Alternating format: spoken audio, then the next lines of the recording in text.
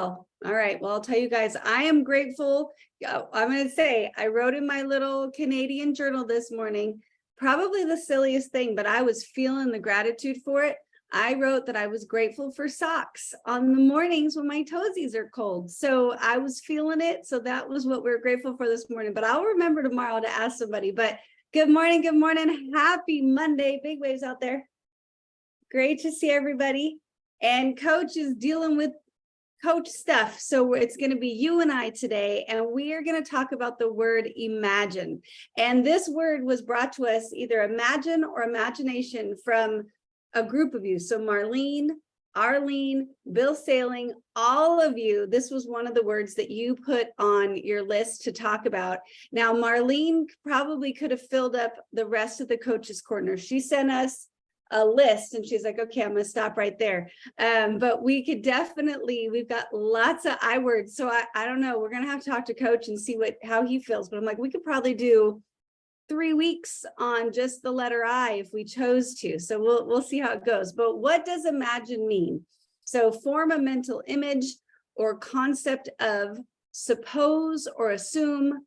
Some common synonyms are conceive, envision, fancy, not like it's fancy, like I fancy that kind of thing, realize and think. And all these ideas really mean is to form an idea of. And when I started looking into this, I'm like, oh, this will be a fun word. This will be an easy word.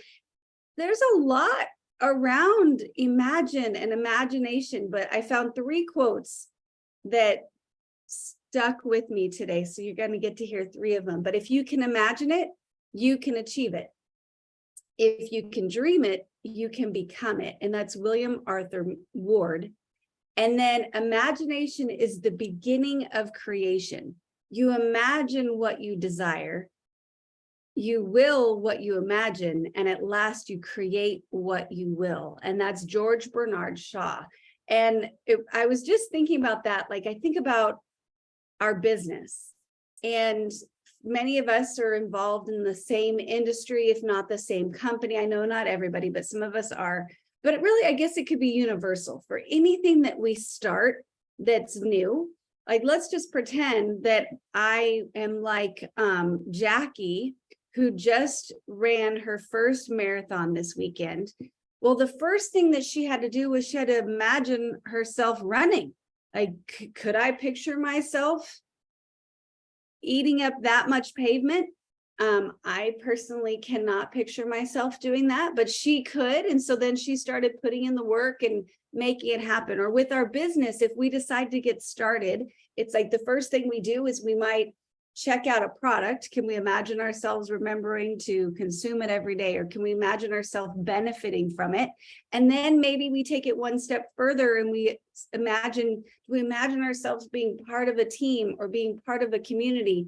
Do we imagine ourselves creating some income with it? Like, we have to first think it up here, picture it up here in order to put it into action. But imagination allows us to explore the past and then imagine the future, creating something for ourselves. And when I was looking into this, it was saying that our imagination and taking the time to imagine things plays a huge role in our mental health. And it can be in both ways. And I have a silly kind of example that my daughter was telling me, that her little girlfriend called her like 2 days ago, just like bawling. And she's like, what in the world is wrong with you? And she's like, for some reason, I just imagined what my life would look like if something happened to you and you were no longer here. And I would miss you so much. And literally this little girl was like bawling. And I thought, how many times have we done that? Maybe not quite to that extreme. And I wish she wouldn't think such thoughts about my daughter. But how many times do we imagine ourselves in a future that we don't want? Worry. Right? How many times are we, putting ourselves like, oh my goodness, you put a good, like a sad love song on, I'm known for my country breakup songs. I can imagine myself in all kinds of scenarios. I might burst into tears. Like, you never know if the music is right, what I'm going to start imagining. So our imagination is so powerful, but we can use that for good if we take the time to, recreate and remodel our world for what we want. So maybe Ann Wilson's out there looking at the dirt in her giant yard, and she's saying, okay, I'm going to imagine putting my tomatoes over here and my peppers here and my corn here and whatever it may be. But it takes that imagination, and it can be used in every way in terms of, technology, science, art, literature. It all comes from our imagination, and it's through our imagination that we create our future, that we see a future that doesn't currently exist, that drives us to take the steps to make it happen. And again, that just makes me think about, our business, and that if we did not, in any business, like if you open a coffee shop, if you didn't see yourself serving thousands and thousands and thousands of cups of coffee to different people, if you didn't see yourself, watching your bank statement go up, if you don't imagine that, well, then you're probably never going to open that coffee shop, because what would be the value if you did? So how can we, if we know it's this powerful tool and it's a tool that can drive us, what I looked into is how we can use it and how we can improve our imagination to create something more. So first of all is to pause and take time to have an imagination break. So I think about, if any of you have ever walked up in front of a room to speak to people, maybe it's a classroom, right? Or maybe it's a business presentation, or maybe it's just the kitchen where you're going to go talk to your kids. But if you've ever spoken in front of other people, if you take a moment to visualize what you want to happen, and it could just be, a difficult conversation with your spouse where you're like, okay, I am so tired of coming into this house with dirty socks by the back door. And I need to work through this situation, but we want to do it in a positive way, not to alienate the person that we love. So imagine it. What is it going to look like?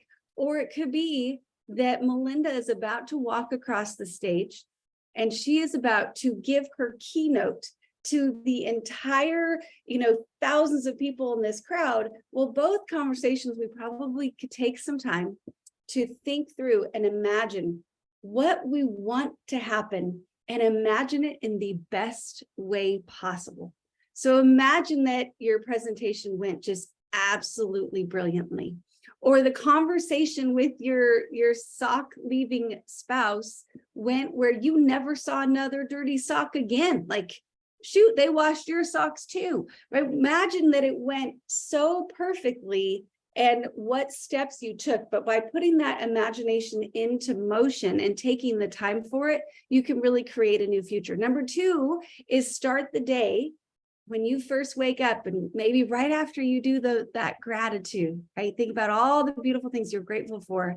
Imagine your day going as perfectly as possible.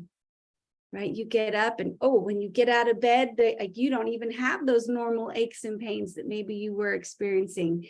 And you brush your teeth, and when you smile in that mirror, brush your teeth, floss too, Dr. Bob. When you do that, your teeth are even whiter than you remember them being yesterday, right? And when you make it downstairs, your coffee was just incredible, better than you ever remember it being before. And you just walk through every phone call that you make goes so smoothly. Your kids got up on time and you didn't even have to yell up the stairs. Every little moment, if you take the time to imagine your day in the best possible way, it sets you up. One, you're putting it into motion, but two, you're starting off on that right foot. And then end your day. Number three is end your day in the same way, thinking about an even better tomorrow. So I don't know if you guys are like me, I end my day with a to-do list. So one of the last things that I do is write down everything that I would forget if I didn't write them down right then. So I map tomorrow today, right? So I do that mental dump so that I can go to sleep and my mind is clear and I know that I'm going to get the things done tomorrow. But while I'm doing that, to make it more effective, I can imagine that day being even better than today was. So when I get up, I'm going to think of 10 things I'm going to be grateful for instead of my normal 3. Maybe I don't write them all down, but I'm going to remember them. And then when I bebop into the bathroom, I'm going to floss twice. I don't know what it's going to be, right? That might be a little much, but whatever it may be, right?